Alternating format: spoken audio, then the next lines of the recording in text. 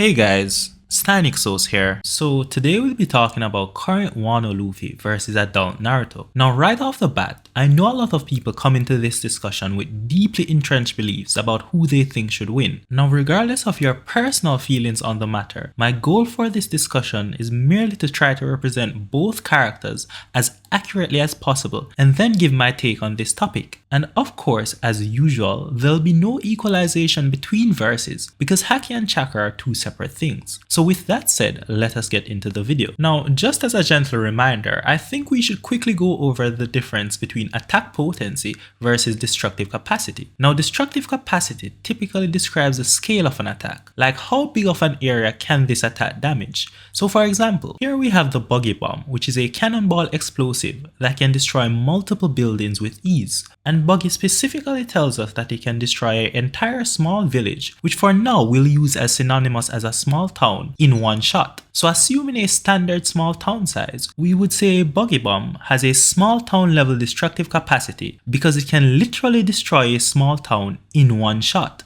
And note carefully, the in one shot part is very important because obviously less powerful explosives could also destroy a small town if you use multiple of them, but that would be the combined destructive capacity of all the explosive used, not the destructive capacity of any single explosive. Now attack potency on the other hand speaks to the effectiveness of an attack. How it relates to destructive capacity is that the attack potency of an attack would be the destructive capacity that the attack is equivalent to. So for example, here we have Luffy casually kicking Buggy and clearly hurting him. Now we know that Buggy is durable enough to take a Buggy Bomb head on without any damage whatsoever. So even though this kick from Luffy wouldn't have a literal small town area of effect of a Buggy Bomb, we know that it is still at least as strong as the Buggy Bomb, being that it is able to hurt Buggy, who can tank a Buggy Bomb with no damage. So we would say that Luffy's kick has an at least small town level attack potency. So an attack doesn't literally need to destroy a specific large area for us to say that it has a specific attack potency. And an attack with a much smaller area of effect can be much stronger than an attack with a much larger area of effect. Now let us talk about the combatant's physical parameters, starting off with stamina. So in terms of stamina, what we are generally asking is how long can they fight for while going all out. Now, given that most ninjas in the Naruto world rely on jutsus, their stamina is largely dependent on their chakra reserves, which is the energy source needed for these jutsus.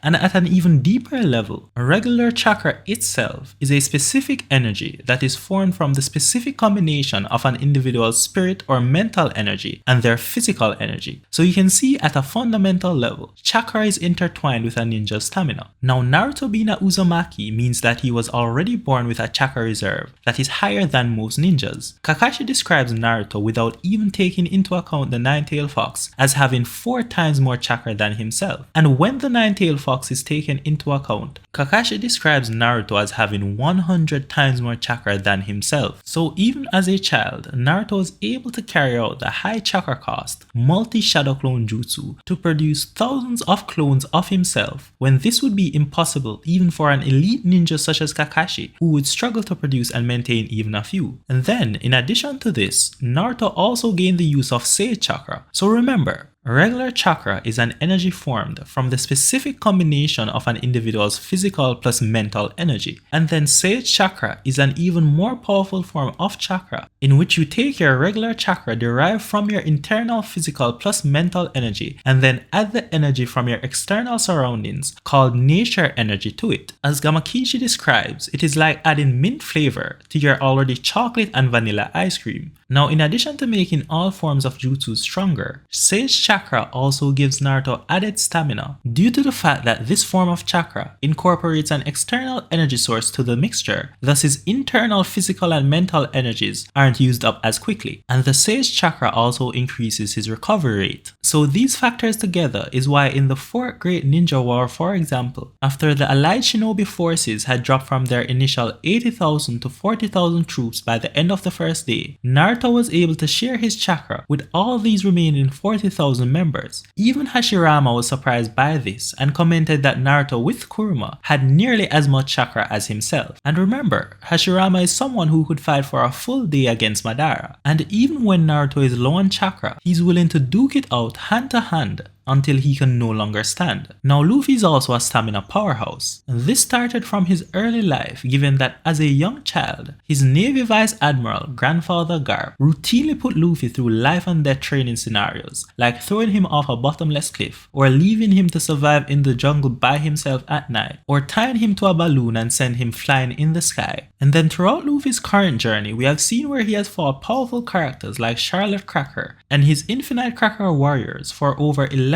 hours non-stop. And even while fatally injured, we see where Luffy, through sheer willpower, just keeps going until he gets the job done. For example, Luffy had a protracted battle with Horde Jones, even while his blood volume was rapidly being depleted after a fatal bite from Horde. And even after defeating Horde and in a critical state, Luffy was still going all out trying to destroy Noah, and he only allowed himself to stop and register his wound after he realized that Fishman Island was safe from Noah. And Luffy at this point was in such a critical state that after he stopped, he had to receive a blood transfusion from Jinbe. And in his fight against Katakuri, we again see where Luffy was fatally injured by Katakuri's Spear of Mogura, which ripped off a significant portion of his abdomen, and he endured this while also enduring a one-sided beatdown for the majority of their over 13-hour-long fight before somehow miraculously managing to pull off a win. And in Gear 5, he seems to be able to just force his body to get back stamina. We saw this in his fight against Kaido, where he started to get an aged appearance, seemingly related to his life force, or at least his stamina, being rapidly depleted as a side effect of Gear 5. But then Luffy just told his heart to get loud again, and this somehow completely rejuvenated him, allowing him to continue to fight. So now let's move on to durability and regenerative capacity. When we talk about durability and regenerative capacity, what we are generally asking is, what can they hold on against, and to what extent? I like to think about durability in two main categories: mental durability and physical durability. Mental durability can be assessed based on pain tolerance. Now, even as a child, when Sasuke cleanly pierced through Naruto's chest, Naruto seemed to be more sad about having to fight Sasuke than in pain. And as an adult, we have seen where with Delta grinding a spike through adult Naruto's abdomen, Naruto was so composed mentally that he could even fake scream and act like he was in pain when he actually wasn't. And when impaled by multiple of Ishiki's rods,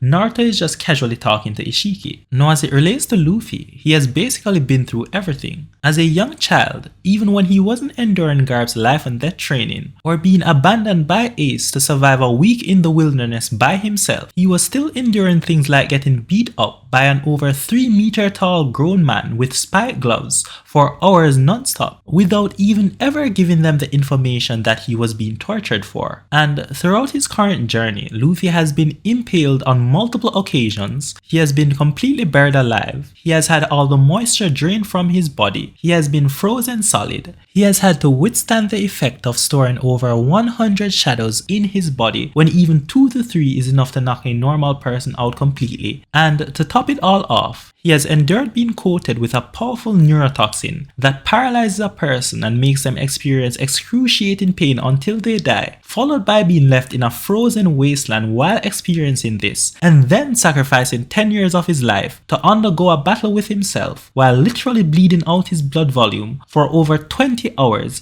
before finally beating the odds to recover. So neither of these characters have any problem dealing with pain. Now, physical durability can be thought of in two categories: intrinsic physical durability and extrinsic physical durability. Intrinsic physical durability describes how the body responds to an attack that actually hits it when it is not defended using any special measures. So an example of this is Kaido, whose bare body, that is to say his natural body, without using the external coat of armor that is armament Haki, cannot be damaged by normal blunt force attacks and trauma, like dropping 10,000 meters from a sky island, and cannot be damaged by piercing or slashing attacks, like being placed under a guillotine or being pierced by a spear. Now a base adult Naruto is casually tanking kicks which propel him through a stadium wall and tanking an explosion which is strong enough to blast through a portion of their moon. So it is safe to say that he's pretty tough. Then, as it relates to Luffy, the devil fruit he ate grants him the properties of rubber, which comes with certain intrinsic immunities. One such immunity is a complete resistance to electric or lightning based attacks, and the other immunity is a complete resistance to normal blunt force physical attacks such as kicks and punches. Now, when these discussions come up, not many people will try to go against Luffy's immunity to electricity, but a lot of people will try to go against his immunity to regular blunt force physical attacks, saying things like, oh, Luffy's not really immune, he just has a high resistance. You can definitely hurt him if you hit him hard enough. Now, Luffy's immunity to regular blunt force physical attacks has been a central theme throughout the manga from literally the second chapter, and it has been unambiguously stated multiple times throughout the various One Piece databooks, Vivre cards, and SBS. And all the supposed anti-feats which many people often bring up to try to support their argument have already been thoroughly addressed in a thread that I'll leave a link to in the description of this video. So in this battle, in keeping with Luffy's Devil Fruit ability, he will be counted as immune to all normal blunt force physical attacks that don't have a specific mechanism like Haki that bypasses his rubbery durability. Now, extrinsic physical durability speaks to how the body responds to an attack that actually hits it when it is defended by a specific, usually external measure. Now, in the One Piece world, we know that armament Haki exists, which is like an external suit of armor, which can make a regular body completely resistant to bullets, swords, and axes. It also provides some amount of elemental resistance. So for example, Shanks' sword remains completely unaffected by Akaino's magma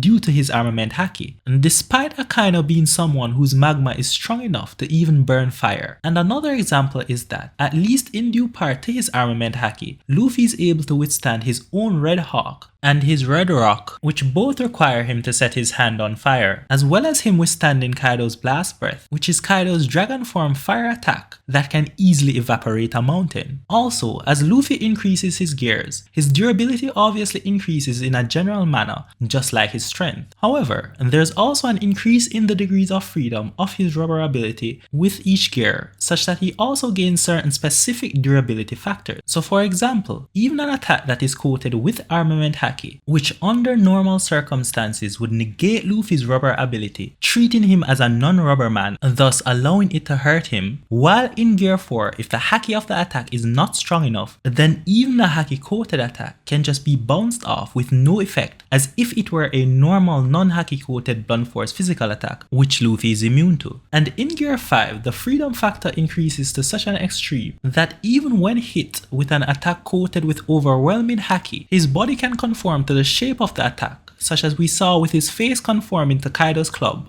and his entire body undergoing a full squish with the environment after being struck by Kaido. Now, as it relates to Naruto, as we already mentioned in the stamina section, Sage Chakra makes not only your ninjutsu and genjutsu stronger, but it also makes your taijutsu, which is dependent on your physical body, stronger. So Sage Mode provides reinforcement to Naruto's body, such that he can even fall onto spiked rocks while being completely undefended, and he comes out completely unharmed. And then stacked onto Sage Mode is the fact that he has various chakra cloak forms that sequentially increase his physical attributes. So for example, in Kuruma Cloak Sage Mode, we see where Naruto tanks an attack from Toneri that splits their moon. And then stacked onto this is the fact that he can manifest his chakra to form an external barrier in either a partial full circumferential shield form or a full Kuruma chakra avatar. Now so far I've been speaking about physical durability as if it's isolated, just so you have a good idea of the body's initial response to an attack. However, remember that physical durability is intimately tied to regenerative capacity. Now Kuruma also has accelerated healing abilities, so minor injuries like cuts to the hand are quickly healed, and even something as major as a puncture wound through Naruto's chest is completely healed in seconds. And the increased recovery rate gained from Sage Mode stacks onto this, thus making his healing factor even faster. But note, Naruto doesn't seem to be able to regenerate a lost body part such as an arm. Luffy on the other hand does not have any specific mid-combat regenerative ability, but if you give him some meat after a fight, even the most fatal injuries disappear. So now let's move on to speed. We'll be considering speed under 5 categories: combat attack speed, continuous combat movement speed, reaction time, teleportation, and travel time. Now travel time is not relevant to this discussion and neither of these characters can teleport, so let's put those aside. Now let us consider what most people are usually thinking about when they talk about battle speed. That is combat attack speed, continuous combat movement speed, and reaction time. So reaction time speaks to how quickly you are able to respond to an attack. Basically, what can you dodge? Combat attack speed speaks to how fast you can attack and how fast your attacks are. And continuous combat movement speed speaks to what speed a person can maintain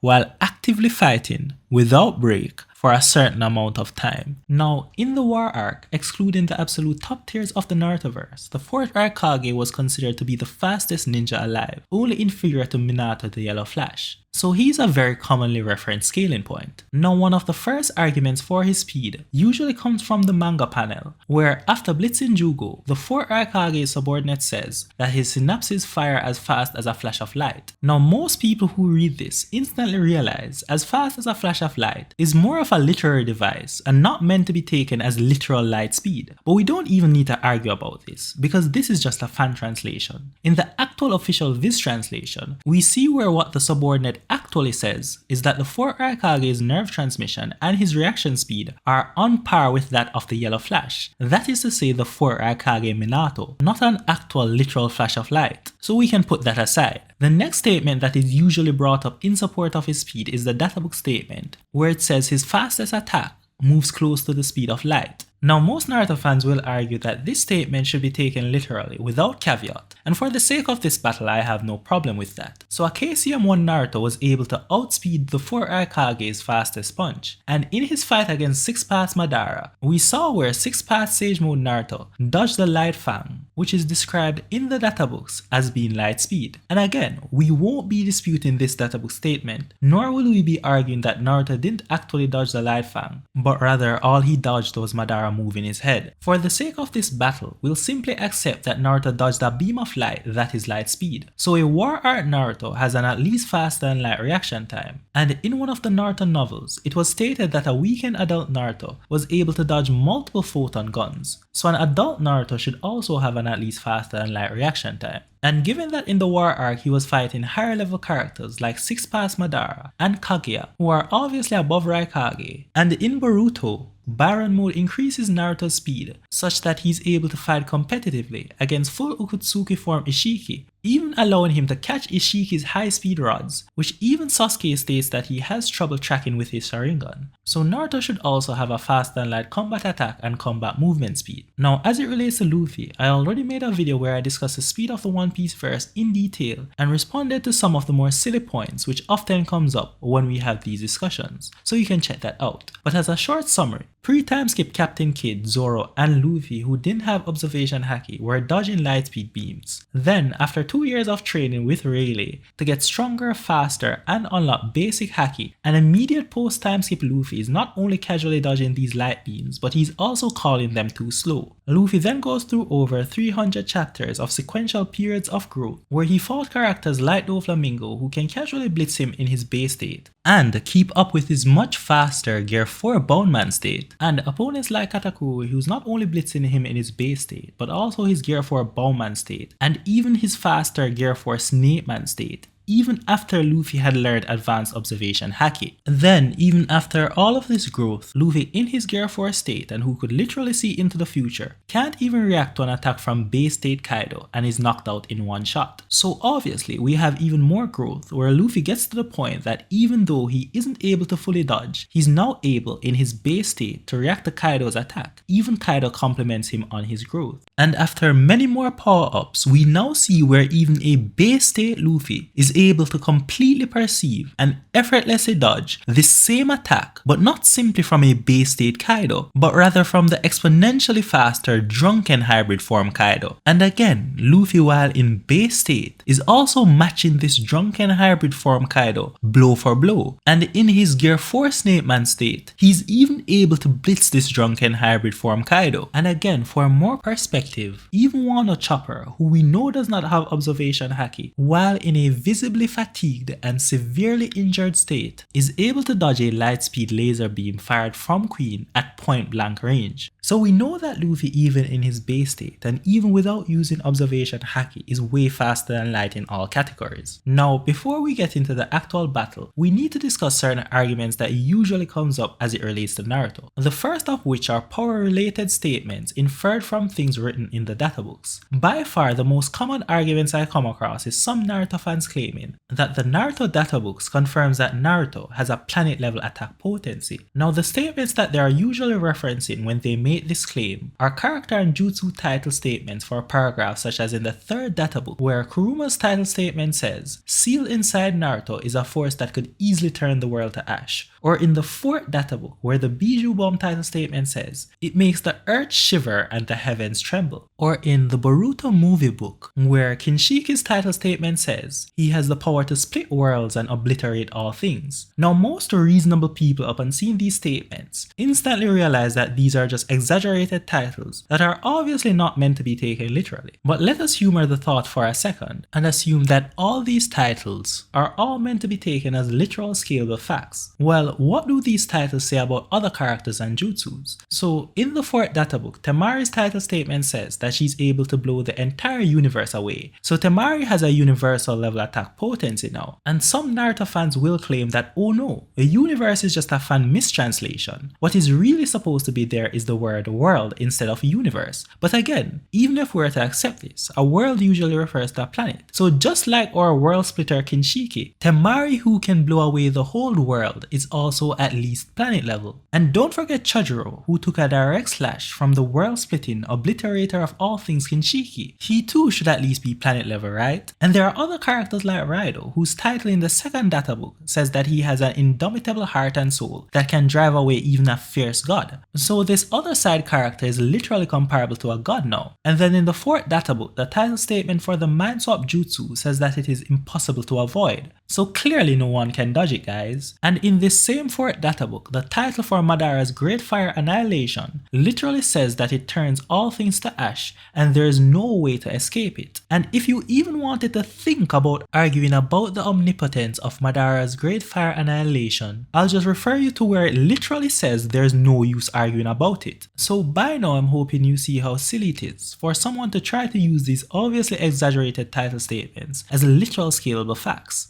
So no databook title on its own for any character or jutsu will be used to scale the attack potency of any character in this video. Now the next thing we need to speak about is Kaguya. So Kaguya is considered by many Naruto fans to be solar system level. And this is because in her dimensions you typically will see a sun and or a moon. And these dimensions are assumed to be created by her because of the databook title which says she can create dimension as she pleases. And in the war arc with her truth-seeking orb, the dialogue says it's the start of a new time space, which many Naruto fans took to mean that she was going to destroy the current dimension and create a new one. Now, because we're not here to debate Kaguya, let's just assume all of this to be true without caveat. So Kaguya can create and destroy a dimension. So firstly, Kaguya being able to create a dimension literally tells us nothing about how strong her attacks are or how durable she is. All it tells us is that she can create a dimension. That is it. Secondly, being able to destroy or erase a dimension may tell us something about one of her attacks, but it doesn't tell us anything at all about her durability. So to say that just because Naruto damaged her in the fight, that somehow automatically gives him a dimensional destroying attack potency makes literally no sense. And again, we have seen where way weaker no-hacks characters like Sakura clearly damaged Kaguya, and saying she wasn't damaged is just silly. Kaguya was visibly bruised from Sakura's punch. Now many people like to disregard this and say, oh, Sakura can't really damage Kaguya. That was just done for a plot to make Team 7 look cool. And again, I have no problem with that statement. But again, there's no evidence for Kaguya having some dimensional destroying level durability. And secondly, just because one of Kaguya's strongest jutsu could possibly erase a dimension if given enough time to expand to big enough, that doesn't suddenly mean that everything she does is dimensional destroying level or even remotely close to it. So Naruto, who was getting beat up for nearly the entirety of the fight,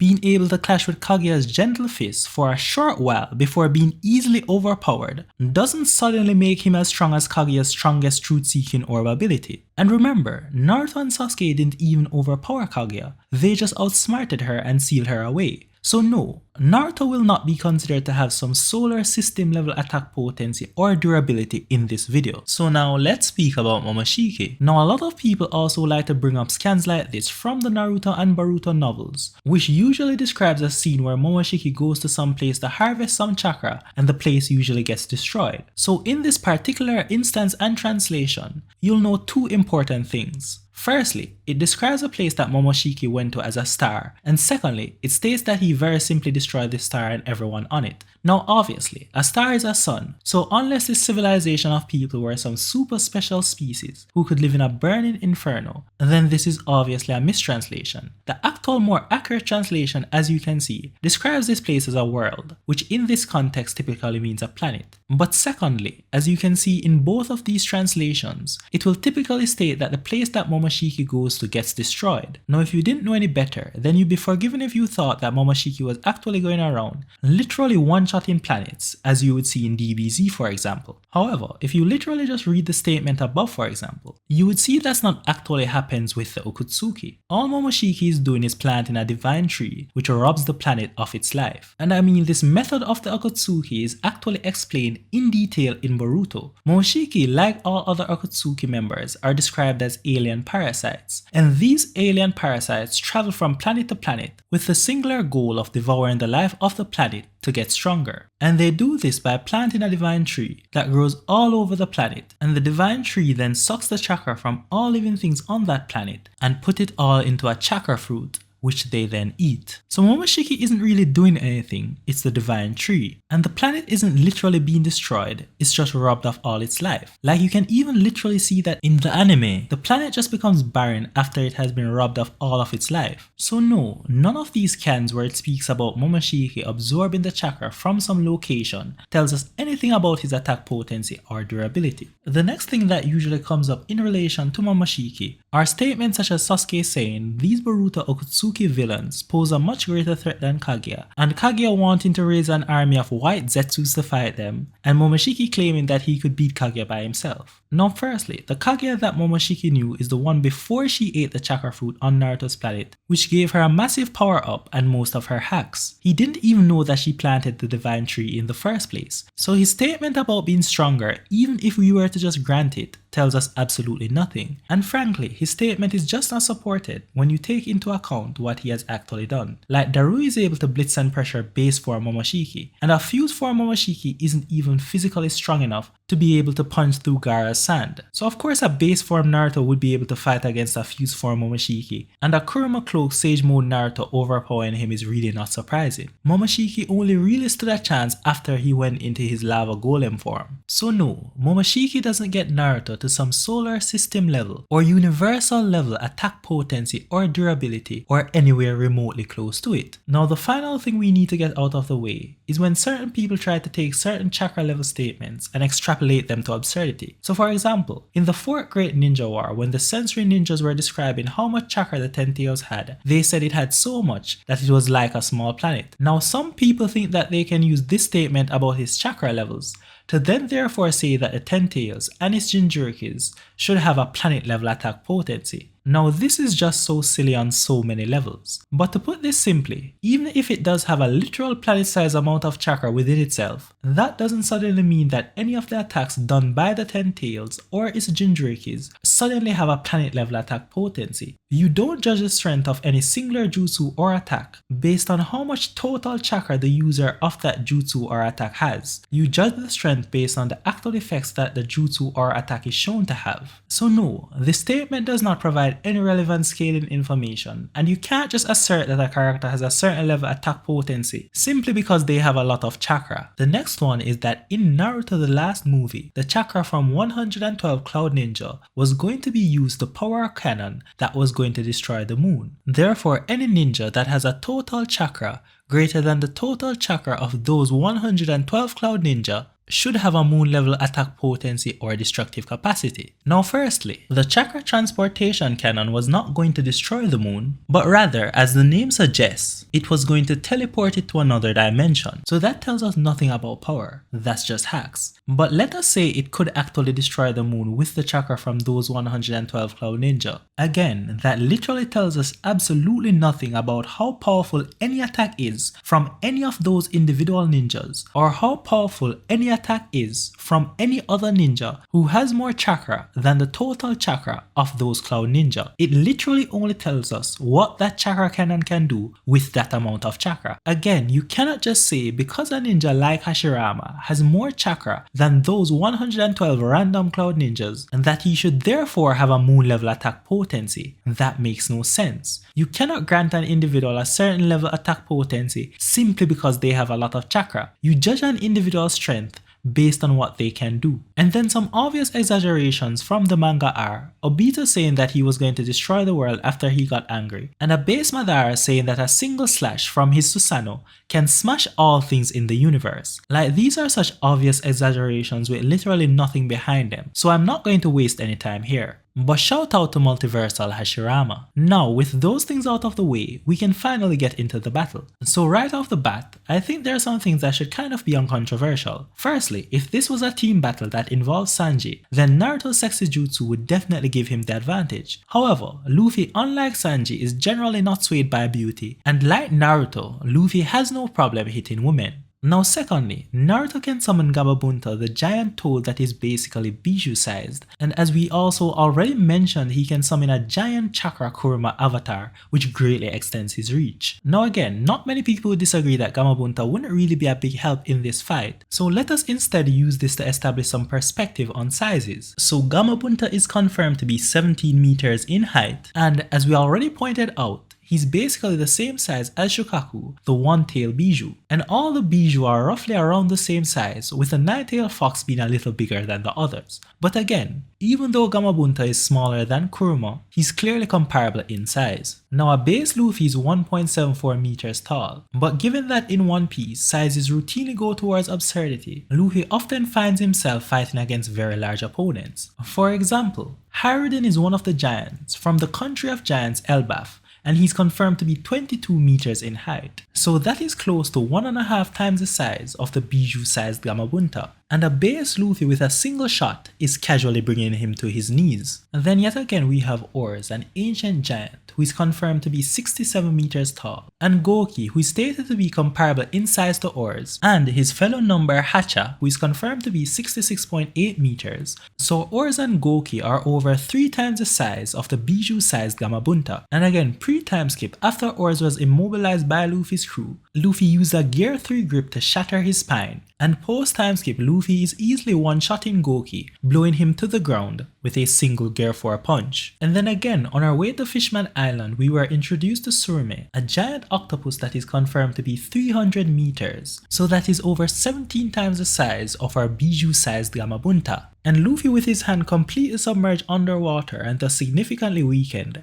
basically one-shotted Tsurume with a Gear 3 coated attack. And at Gear 5 Luffy takes things to the extreme, because a human form Kaido is already confirmed to be 7.1 meters in height, which is a little less than half the size of Gamabunta, and when Kaido goes into his dragon form, he becomes exponentially bigger. Yet Gear 5 Luffy in his little form is strong enough to casually swing around and slam dragon form Kaido. But that's not all, because Gear 5 Luffy is even able to fully gigantify his body, making himself comparable in size to this dragon form Kaido, such that he can even use this dragon form Kaido as a skipping rope. And even when in his small form, Gear 5 Luffy can make a fist that is comparable in size not only to dragon form Kaido, but comparable to the entire island of Onigashima itself. So Luffy is quite experienced and well equipped to fight against gigantic opponents. Thirdly, as we know, one of Naruto's main jutsu is his multi his shadow clone jutsu, which allows him to make thousands of clones of himself. Now we know that these clones are significantly less physically durable than the real Naruto, and even though we haven't really seen these clones under any mental attacks, I think most people would agree that a clone definitely wouldn't have a high enough level of mental resistance to stand up to current Wano Luffy's Conquerors Haki incapacitation, which was already knocking out over 50,000 fishmen 3 arcs ago. And interestingly, the more shadow clones Naruto uses, the more detrimental it is for him,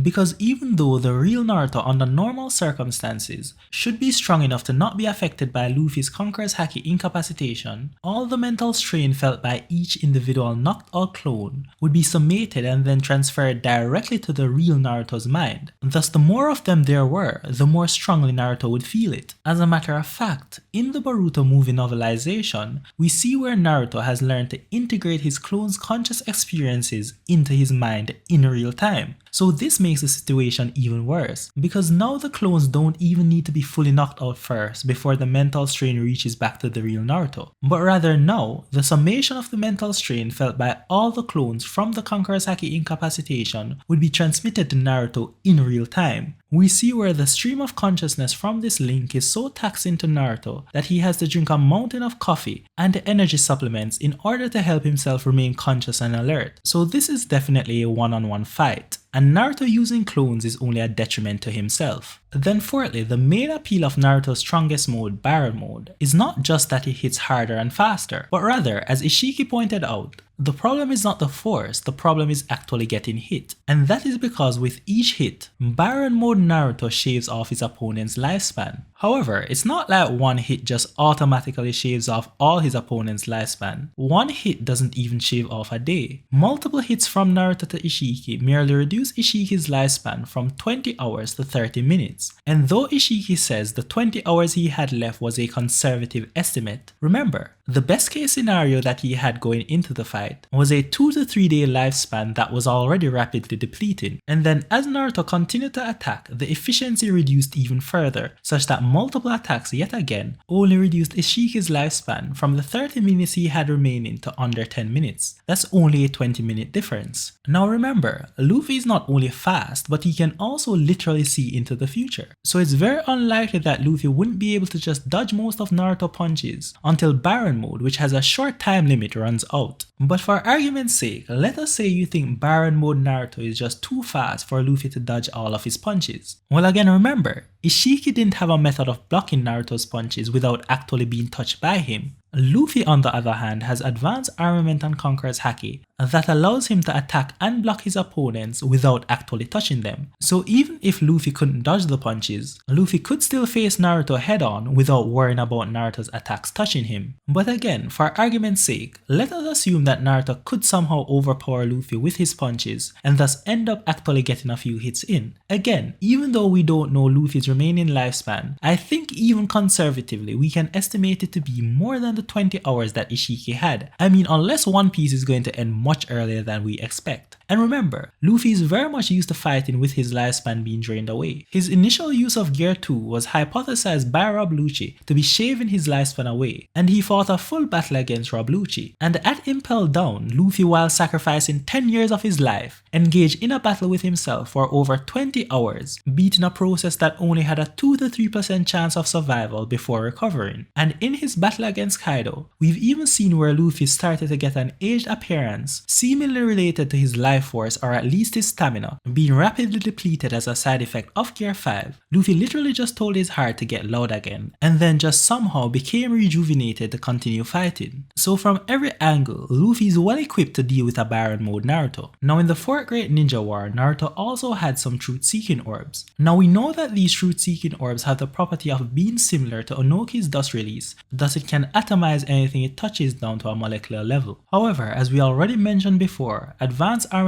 and Conquerors Haki allows Luffy to attack and defend without needing to touch his target. So fighting against these orbs is no problem for Luffy. And also, the truth-seeking orbs are not indestructible as some people like to claim. As we've seen multiple times, once they are hit with enough force, they very simply just shatter. And once a truth-seeking orb is fully destroyed, there's no current evidence that you can regenerate them or create more. So the utility of these orbs are very short-lived in this battle. Now a misconception question I see that comes up a lot is that many people think that all perceptual abilities across different anime can be viewed equally. Now this is very silly, so let us get into the weeds here. In the Narutoverse, anyone can feel the presence of chakra when it is actually released into the external environment in a large enough quantity or if it is very strong. There's no special sensory skill that is required for this. However, being that everyone in the Naruto world has chakra flowing through their body, some special ninjas have the specific sensory skill that allows them to sense chakra in other individuals, thus allowing them to sense the presence of these individuals over a specific range. So Naruto, for example, after he mastered Sage Mode, became able to sense the chakra of everyone in the entire Leaf Village, and he was also basically able to sense the chakra of most of those on the 4th Great Ninja War battlefield. And remember, in the Naruto world, everyone has chakra, even the animals. Thus an especially skilled chakra sensor like Karin can even differentiate animals from humans based on their chakra signature. Also, just as how a lie detector will pick up your heart rate increasing as you tell a lie, in the Naruto world an especially skilled sensory ninja like Karin can pick up changes in a person's chakra when they tell a lie. And again, being that the ability to sense an individual in the Naruto world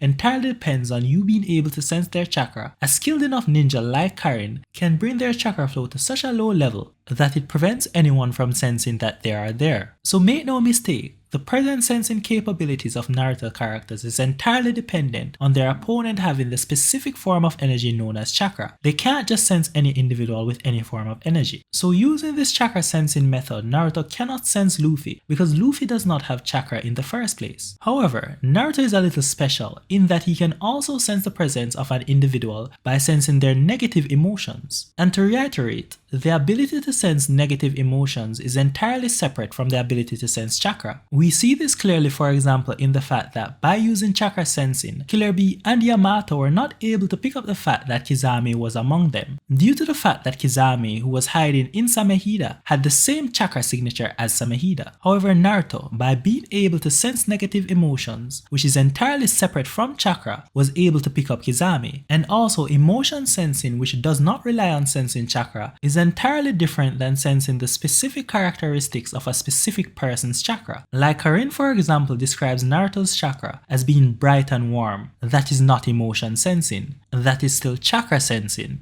So anyway, if Luffy had malice or any negative emotions towards Naruto, then Naruto could definitely use this to sense him. But that is the extent of Naruto's special perceptual abilities in this fight. Observation Haki, on the other hand, does not require your opponent to have any specific form of energy for it to work. Like an easy way of understanding it is as Gunfall described. Every living thing, just by virtue of being alive, gives off a certain voice. Basic observation Haki is merely when you increase your senses to the point that you can hear this voice.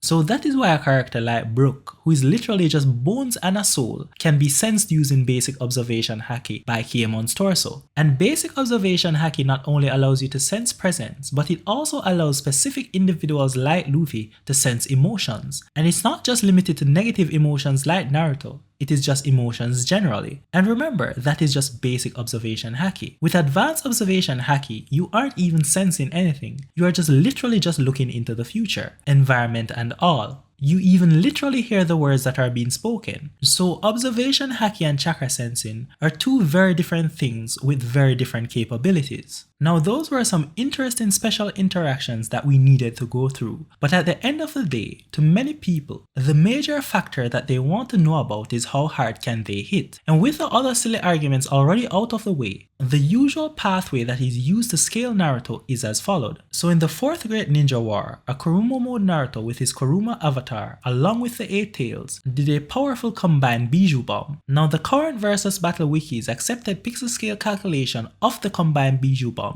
is 12 teratons, and Kuruma is assumed to have given half of this power, thus 6 teratons, which puts him at a small country level attack potency. Then, a 6-path Sage Mode War Art Naruto, who was able to temporarily match Kaguya's Gentle Fist and rip off her arm, is considered to have a moon level attack potency because Kaguya is said to have a moon level durability, being that when she fought against the Sage of the 6 Paths Hagoromo and his brother Hamura, the Shibuku Tensei that they sealed her in was made into the moon by them, And this feat has a pixel scale related calculation which puts them at 274.5 exaton each or moon level, so Kaguya is assumed to have that durability. Similarly, another reason for the Kaguya moon level durability and Naruto and Sasuke moon level attack potency that you'll often see come up is that the Shibuku Tensei that 6-pass Sage Mode Naruto and Sasuke used to seal Kaguya in the war arc has a pixel scale related calculation of 403 exatons, which is moon level. Then, after the 4th Great Ninja War ends, but before Boruto, in his fight against Toneri, Naruto, in his Kuruma Cloak Sage Mode, was shown to tank an attack from Toneri, which sliced the moon in the process.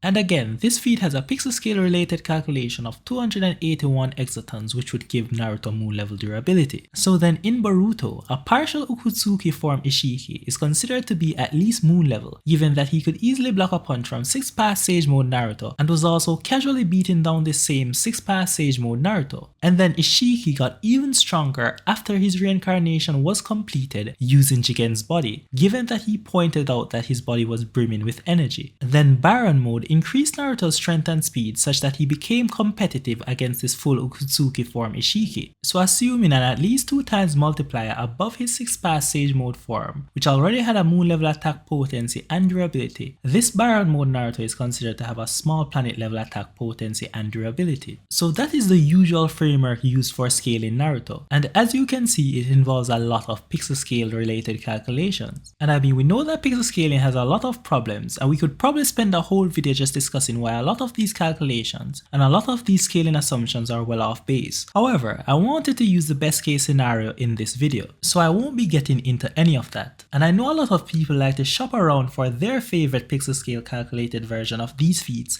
and other feats to try to elevate Naruto to whatever level they want him to be. However, in this video, for Naruto, we'll only be considering the currently accepted calculations on the Versus Battle wiki site, which most people seem to reference. Now as it relates to Luffy, almost every single pixel scaling you'll see is absolutely silly. As we already pointed out at the literal beginning of this video, because Luffy and most of his opponents use focus attacks like punches and kicks, you generally won't see a large destructive range. And Haki itself, which is superimposed onto these attacks, is literally characterized by an even finer control. Like Haki is clearly explained to be a thing that allows such focus and control that it can make a user's blade casually cut through steel. But if the user does not want it to cut something, they can choose for this same blade to not be able to even cut a sheet of paper. So Haki users are typically about focus and controlling how much and what they destroy. Thus you generally won't see large scale destruction. Thus trying to pixel scale how strong Luffy is silly on so many levels. The most important thing when scaling One Piece characters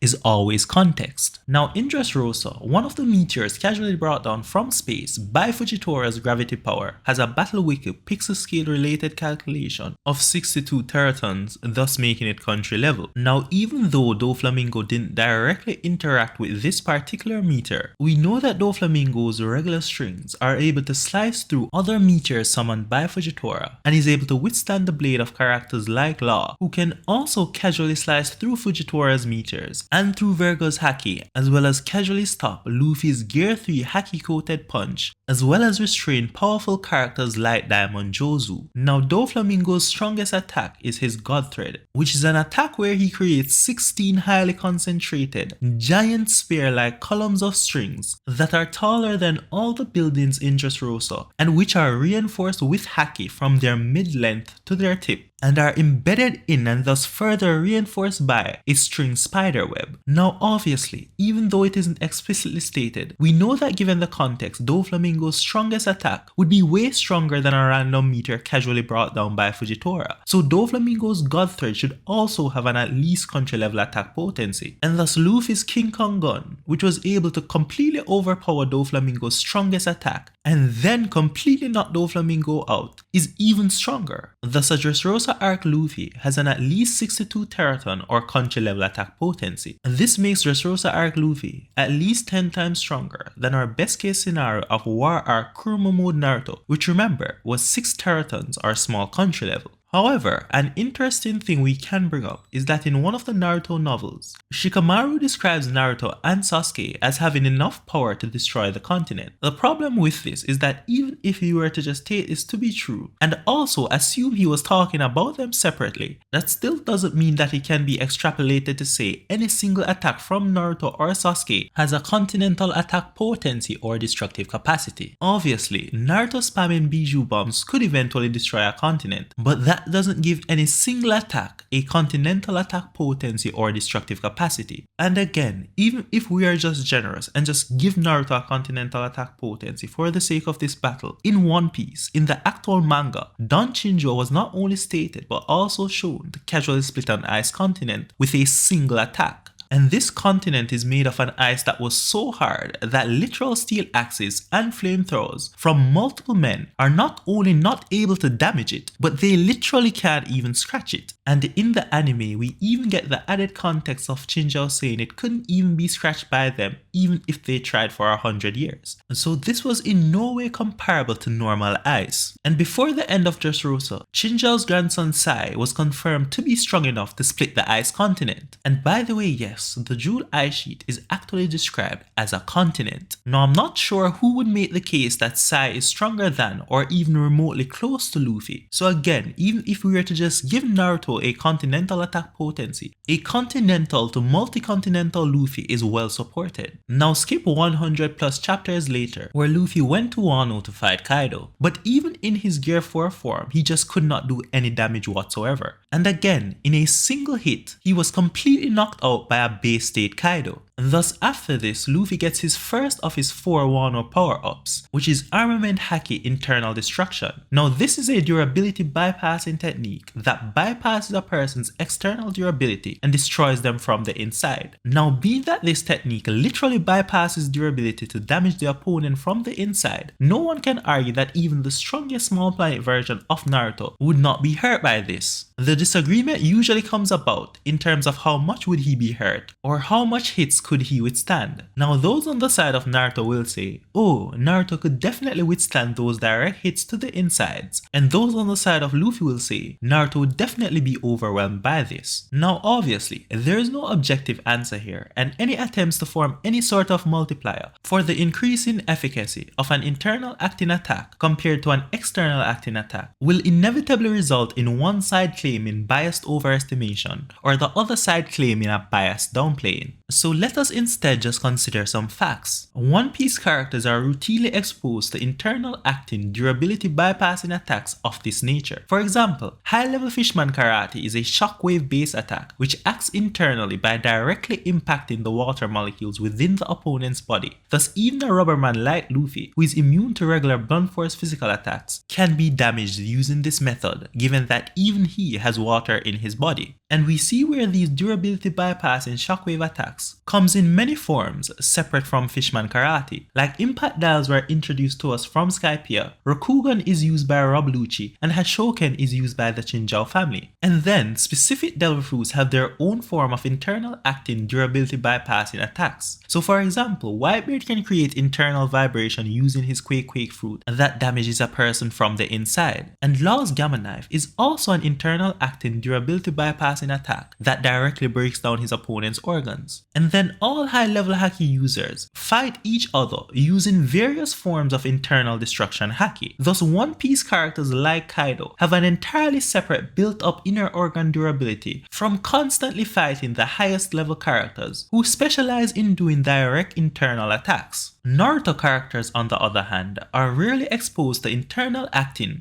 durability bypassing attacks of this nature. Now some people may be tempted to bring up the Gentle Fist, however this is an entirely different thing altogether. The Gentle Fist doesn't actually directly hit your organs, it instead blocks the chakra network system that every Naruto character has. And remember, the physiology of a body in the Naruto world is dependent on chakra because it has a chakra network system intertwined with all of the organs down to a cellular level, and thus blocking the chakra network with Gentle Fist does lead to some organ damage, but it isn't actually directly hitting these organs. The main effect is literally just blocking the chakra network, preventing the opponent from using chakra. chakra. And this, by the way, can easily be overcome if you just open back the blocked chakra channels. Internal destruction, on the other hand, is literally hitting your internal organs and bones directly from the inside. So no, Gentle Fist is not comparable to this. And again, even when the Gentle Fist, this indirect method of hurting the internal organs, was brought up, the fact that your internal organs will always remain way weaker regardless of how strong you may be getting externally was pointed out. And this fact again was pointed out with the Frog Strike, which is an internal destruction taijutsu that doesn't destroy the outside,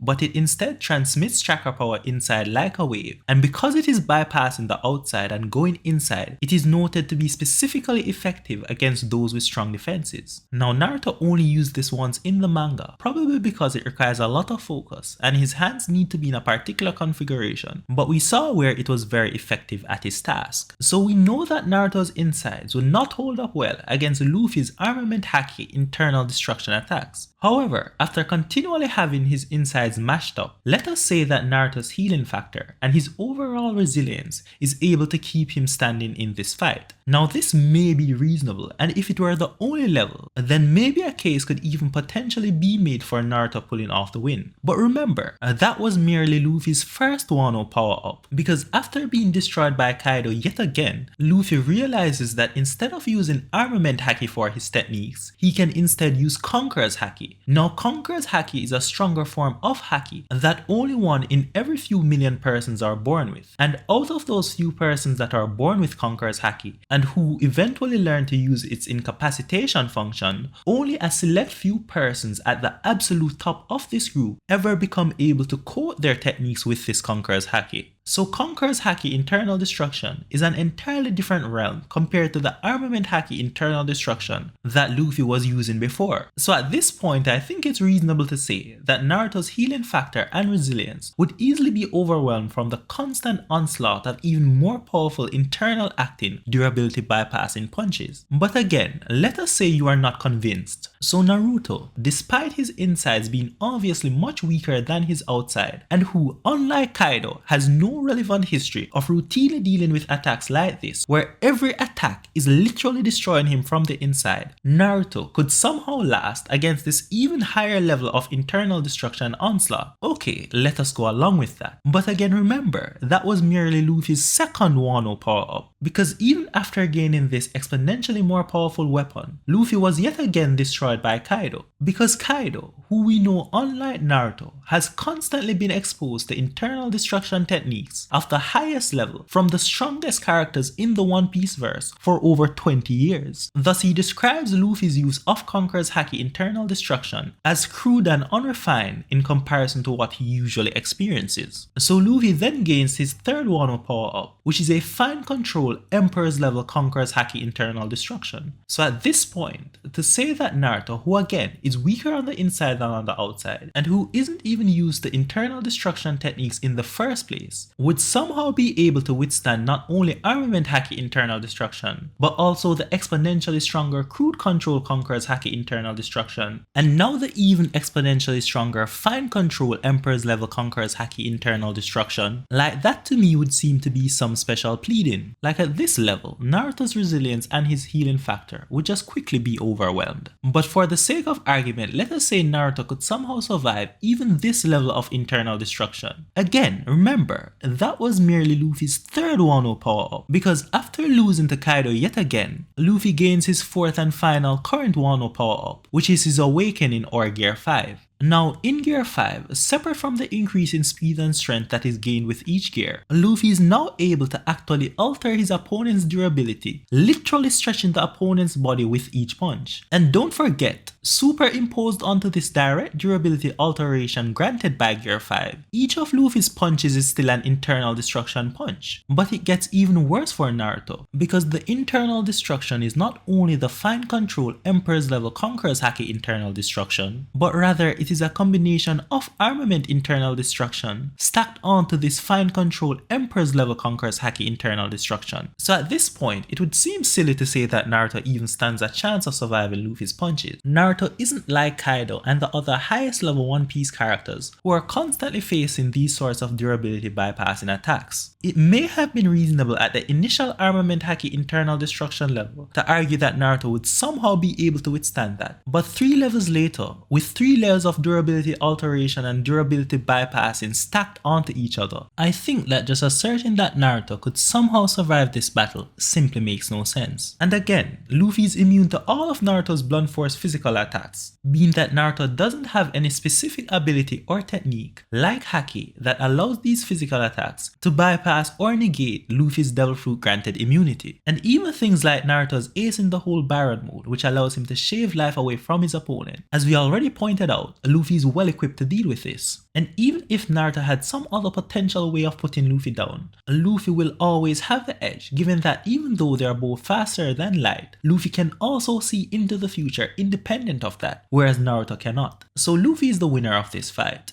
But anyway, that was a pretty long video guys. For those of you who made it through, thanks so much. I'm hoping this serves as a comprehensive and accurate breakdown. And even though I try to go through as many things as possible, I obviously wouldn't be able to go through every single thing. But anyway, I'd love to hear what you guys think. So let me know in the comment section down below. And don't forget to like and subscribe if you liked the video. Anyway, for now, see you guys next time.